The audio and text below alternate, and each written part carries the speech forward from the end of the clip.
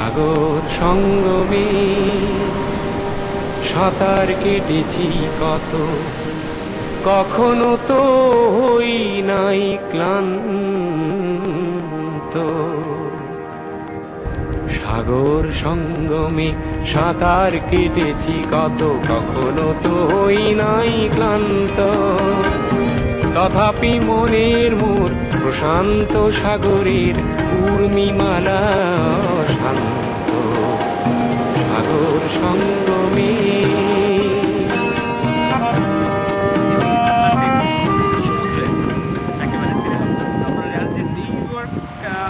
শহর অবস্থিত আসলে নিউ ইয়র্ক একটি দ্বীপের মতো। কিন্তু নিউ ইয়র্ক শহর দ্বীপের মতো।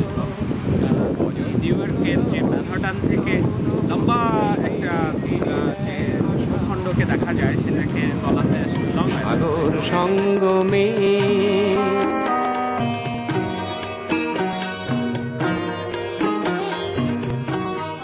আমরা আরো একটু পরিচয় করিয়ে দিই। এখন যেটিকে রকওয়ে বিচ নামে সবাই চিনে, সেটি আগে পূর্ব নামে হল্যান্ড এবং হ্যামেলস নাম, এই দুটি নামে পরিচিত ছিল।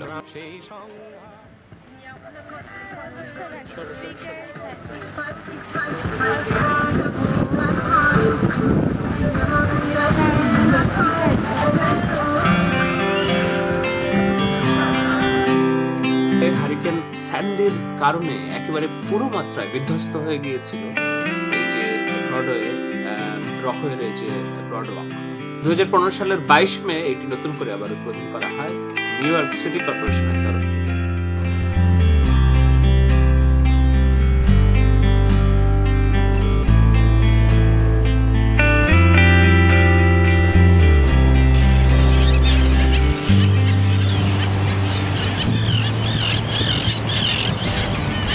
ঐতিহাসিকভাবে এর নাম ছিল আগে আইরিশ রিভারিয়া, কেননা এখানে প্রথম বসতি গড়েছিল আইরিশ পিপলরা, আয়ারল্যান্ড থেকে আগত অভিবাসীরা।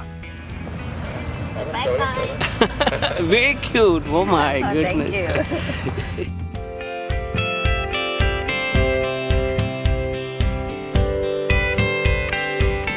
উইকিপিডিয়ার তথ্য বলছে এখানে প্রায় 13,000 মানুষের বসবাস।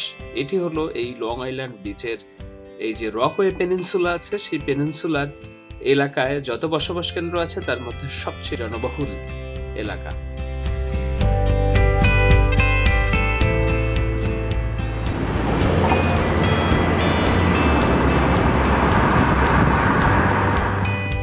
ইতিহাস বলছে 1990 সালের আগ পর্যন্ত এখানে আসলে অর্থনৈতিকভাবে সচ্ছল মানুষরাই বসবাস করতেন, কিন্তু 1990 সালের পরে যখন এখানে রেল রোড এবং রাস্তাঘাট নির্মাণ করা শুরু হয়, তখন থেকেই এখানে ধনীদের যে আধিপত্য ছিল সেটি আস্তে আস্তে কমতে থাকে, সাধারণ মানুষের যাতায়াত বাড়তে থাকে এবং সেখানে নতুন করে দোকানপাট, রাস্তাঘাট, হোটেল এগুলো তৈরি হতে থাকে।